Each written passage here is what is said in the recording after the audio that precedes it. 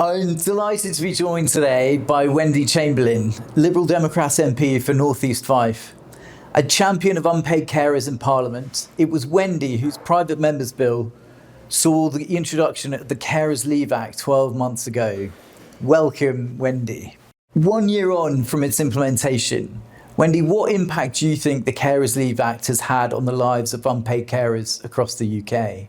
I think there's two things. I think one, it has increased the recognition of unpaid carers, particularly around employers, because up until the point of the legislation, unpaid carers were left with a choice between taking unpaid time off from their employer from an emergency perspective or using annual leave. So I think the fact that this right now exists means that it's more likely some of those conversations are happening.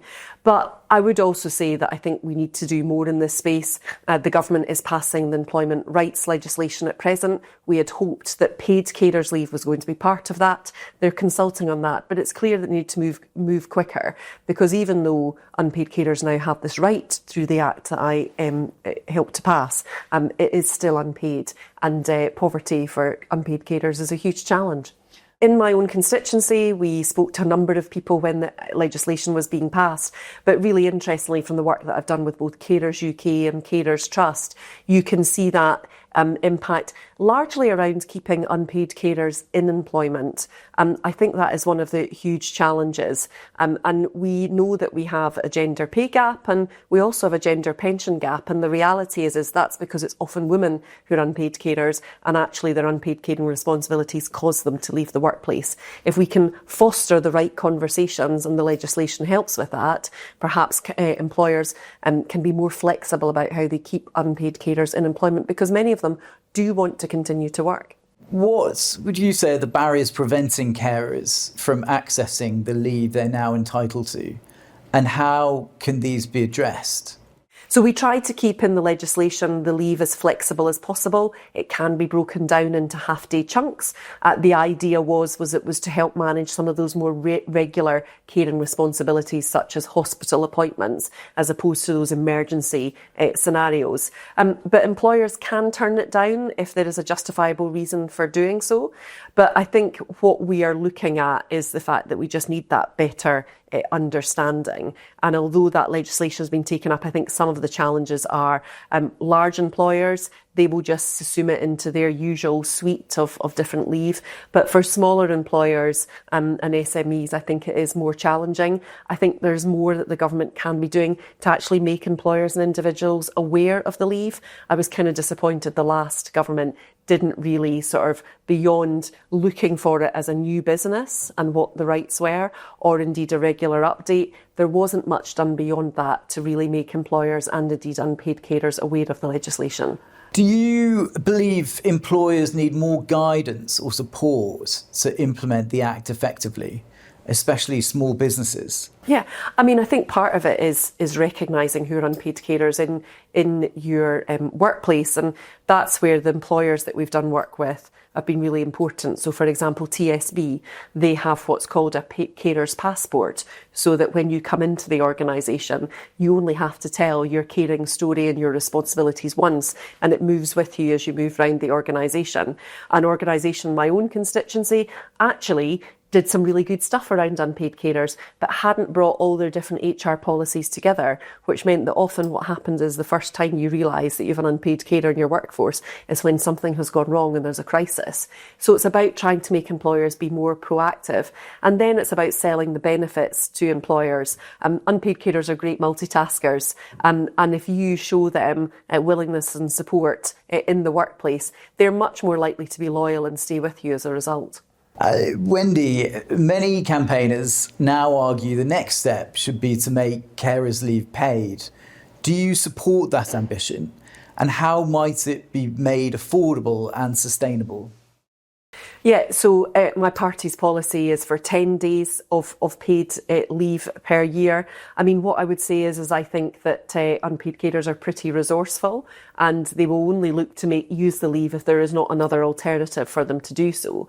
But this is about affordability. I think you will know well the issues that there have been around carers allowance and overpayments. I was very pleased that in the budget the government agreed that they would ensure that the limit for the carers allowance would increase alongside the national living wage. But the reality is there still exists a cliff edge. So it does mean that unpaid carers can often be left in a position where if they continue to work or they increase their hours, they potentially lose their carers allowance as well. So I think this is the kind of thing that the government need to look at.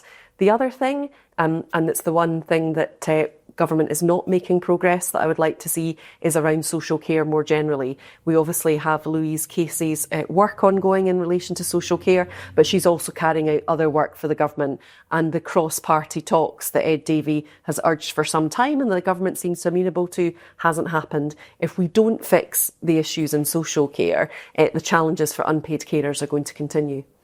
Have any international examples influenced your thinking on how to better support unpaid carers?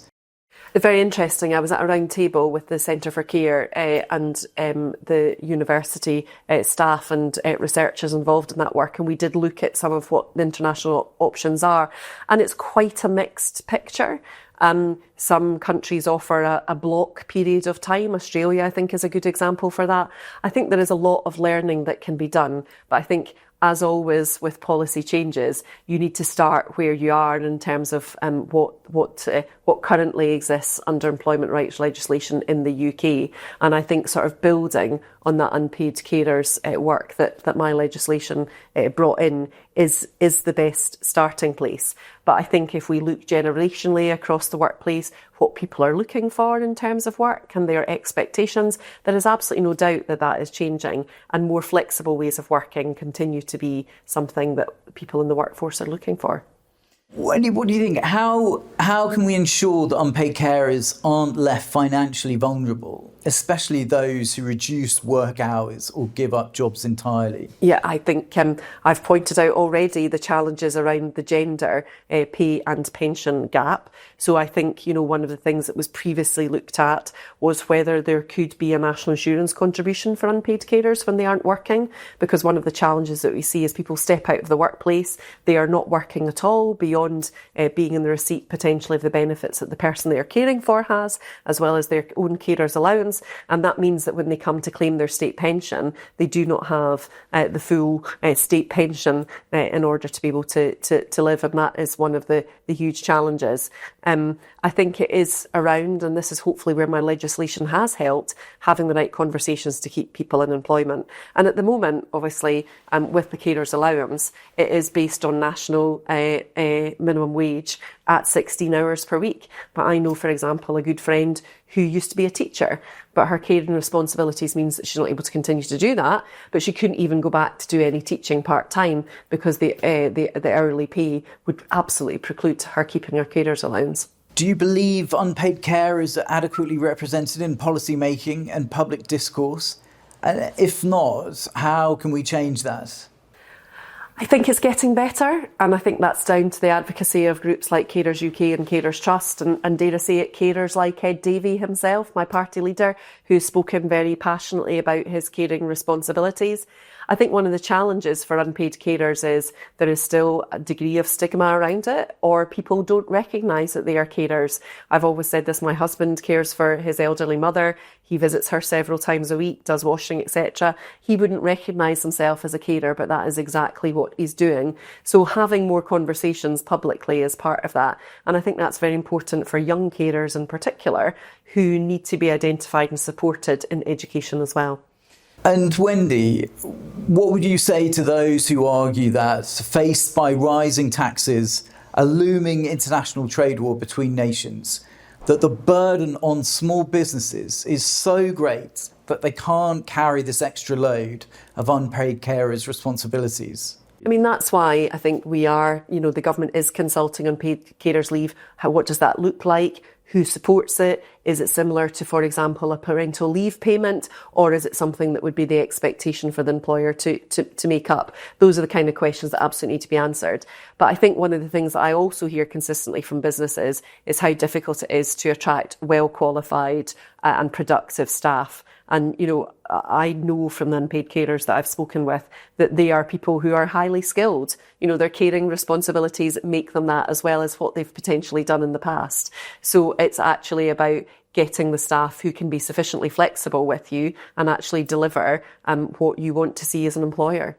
Also, would you say that the remote working revolution that we've seen since the pandemic has actually been advantageous in helping to facilitate unpaid carers who are trying to balance the work of caring for a loved one whilst also trying to work at the same time? It absolutely can help. There's no doubt that you just look across the workforce and that degree of hybrid working can be good. It's interesting for me as an MP with the staff that I employ both here in London and my constituency, we do have a degree of hybrid working, but actually there's no doubt that being together and engaging and sharing ideas and working can also be of value. So I think we have seen a revolution, and some of it can help people work more flexibly and manage those caring responsibilities. But I think there's absolutely no doubt that one of the things that unpaid carers often experience is a degree of isolation. So being part of a workplace can definitely help manage that, and that's not just about working hybrid. Wendy, I'd just like to say thank you so much. It's been great to meet you, and congratulations on the 1-year anniversary of the Carers Leave Act.